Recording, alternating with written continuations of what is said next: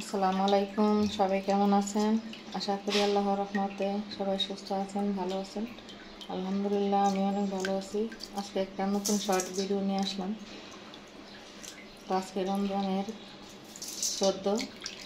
প্রত্যেক দিনে কীরকম ইফতারি করতে আমার ভালো লাগে না, তো আজকে ভাবলাম যে আজকে ইফতারিতে পোলাও আর কলিজা ভুনা করবো। তো যেই কথা সেই কাজ। পোলাও রান্না করার জন্য আমি পোলার চালগুলো খুব ভালোভাবে ধুয়ে এটার মধ্যে ছেঁকে রেখে দিব ঘন্টাখানেকের জন্য।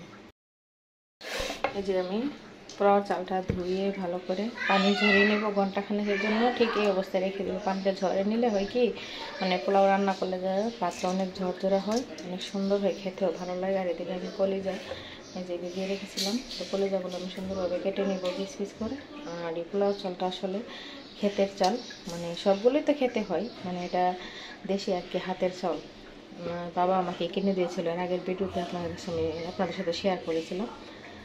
তো আজকে আমি ইফতারে কী রান্না করি দেখতে হলে আমার সাথেই থাকুন। যেদিকে আমি মাছ ভিজিয়ে রাখছি সেগুলির জন্য রান্না করবো, আর এগুলো হলো ইফতারের আইটেম। এই যে আমার সব কিছু রেডি হয়ে গেছে। দেখে আমি কলিজাগুলো খুব সুন্দর হয়ে কেটে ধুয়ে রেখে দিয়েছি। আর কলিজার সঙ্গে আমি যে আলু দিব, আলু সবগুলো দিব না, কিছু আলু, যে বড় বড় আলুগুলো বেগুনের সাথে দিয়ে দিব।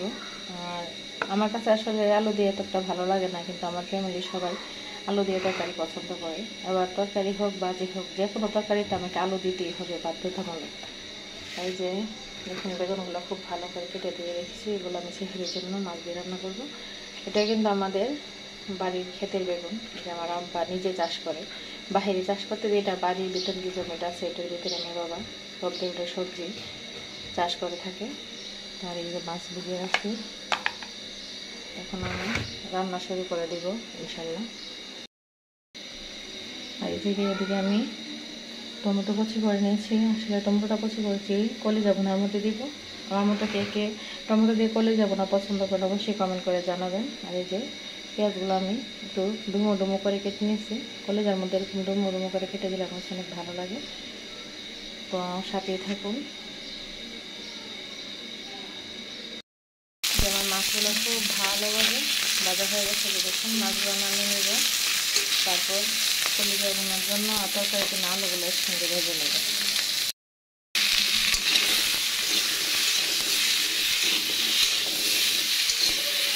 আলুগুলো আমি খুব সুন্দরভাবে ভেজে নেব।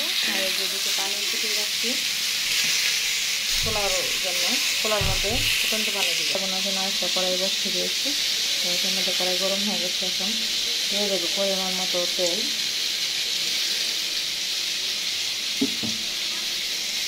এটাকে আমি কলিজাটা ভুনা করে নেব।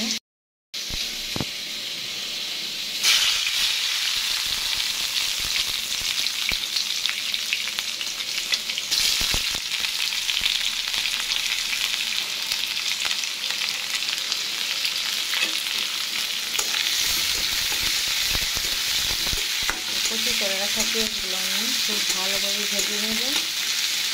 এগুলো লাল লাল হয়ে আসছে, এর মধ্যে বাটা মশলাগুলো দিয়ে দিব একে একে।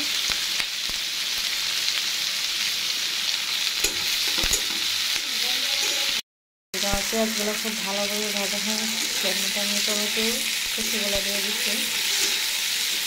এগুলোও ভাজা হয়ে গেছে। এর মধ্যে থেকে আমি বাটা সব মশলা দিয়ে দিব। যে রসুন আর পেঁয়াজ একসাথে আমি পেস্ট করে রেখে দিয়েছিলাম।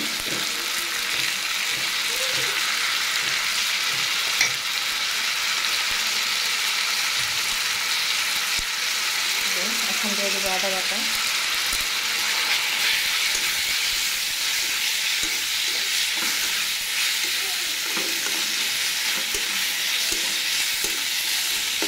এদিকে মশলাগুলো খুব ভালোভাবে কষিয়ে নিই। প্রথম অবস্থায় আমি আলুগুলো দিয়ে দিচ্ছি।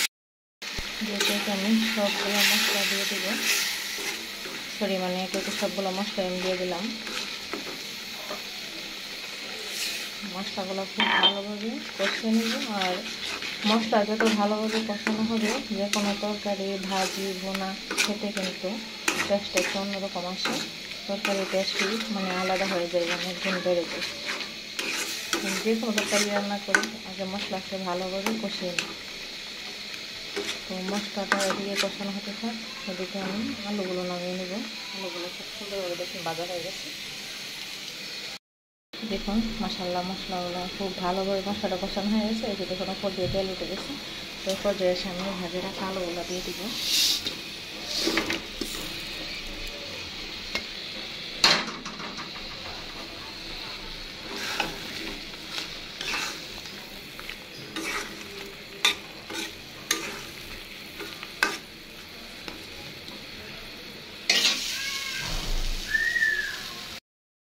এটা খুব ভালোভাবে কষানো হতে থাক। এদিকে আমি কলিজাগুলো একটু তেল দিয়ে ভেজে নেব।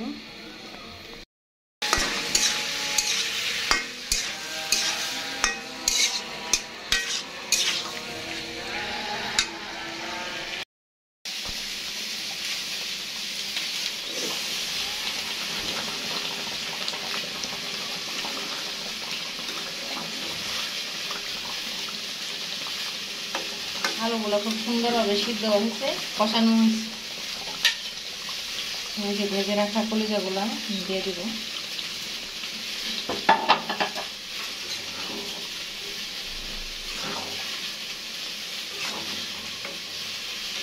মাশাআল্লাহ দেখতে অনেক সুন্দর হয়েছে। ঝাল হলো ঝাল, তো ঝাল ঝাল করেই করছি সারাদিন ধরে। আসলে ঝাল না খেলে ভালো লাগে না। আর যেহেতু এটা পোলাও দিয়ে খাওয়া হবে সেজন্য একটু ভিজা ভিজা রাখবো, একদম শুকনা করবো না।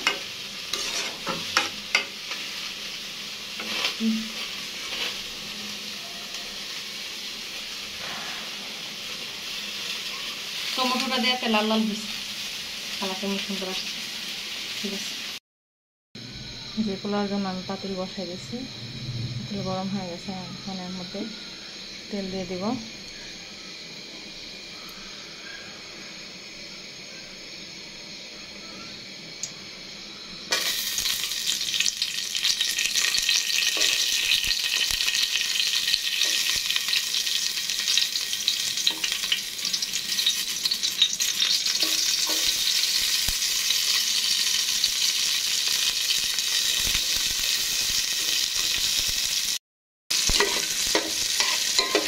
মনে হচ্ছে যে পাতিলের মধ্যে তেল নেই।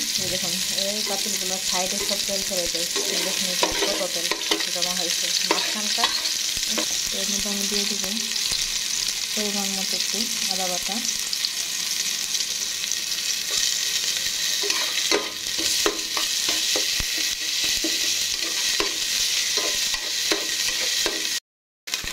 এখন দিয়ে ছেঁচে রাখা চালগুলো পানি খুব ভালোভাবে দিয়ে দিতে হবে, একদম ঝরঝরে।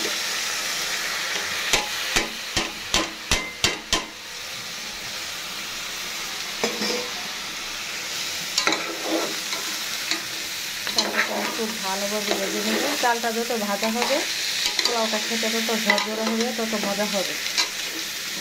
চালটাকে খুব লাল লাল করে ভেজে নেব। তো পোলাও চালটা আমি সামান্য ঘি দিয়ে ভেজে নেব, যেটা ভেজে রাখার কারণে যেটা এরকম শক্ত হয়ে আছে।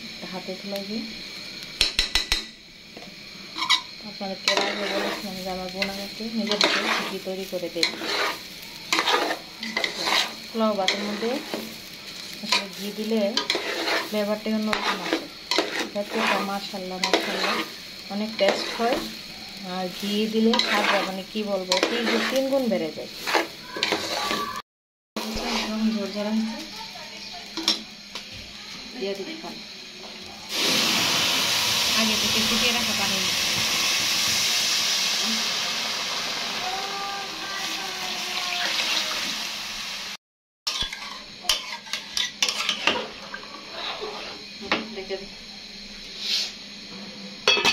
ফাইনাল লুকটা আবার দেখাবো। এই যে আমার পোলাওর ফাইনাল লুকটা একদম ঝরঝরা হয়েছে। তো আবার খাওয়ার সময় দেখা হচ্ছে। যে খাওয়ার জন্য দুটো সালাদ রেডি হয়ে গেছে। মাশাআল্লাহ সালাদের কালারটা দেখুন কত সুন্দর লাগছে। এই যে আমাদের ইফতার রেডি, সবাই ইফতারি নিয়ে বসে আছে। ফাইনাল দিলে ইফতারি শুরু করবে। দেখুন আজকের পোলাওটা মাশাআল্লাহ মাশাআল্লাহ অনেক সুন্দর ঝরঝরা হয়েছে। আর এই যে ভুলে যাব না, সাথে আছে সালাদ, এদিকে আছে খেজুর, আর শরবত আছে। আজকের ব্লগটা এ পর্যন্তই। সবাই সুস্থ থাকবেন, ভালো থাকবেন। আমার ব্লগটি কেমন লাগলো অবশ্যই কমেন্ট করে জানাবেন। আমার ভিডিওটি ভালো লেগে থাকলে লাইক করবেন, শেয়ার করবেন। সে পর্যন্ত সবাই সুস্থ থাকবেন। আবার দেখা হচ্ছে নতুন কোনো ভিডিও নিয়ে।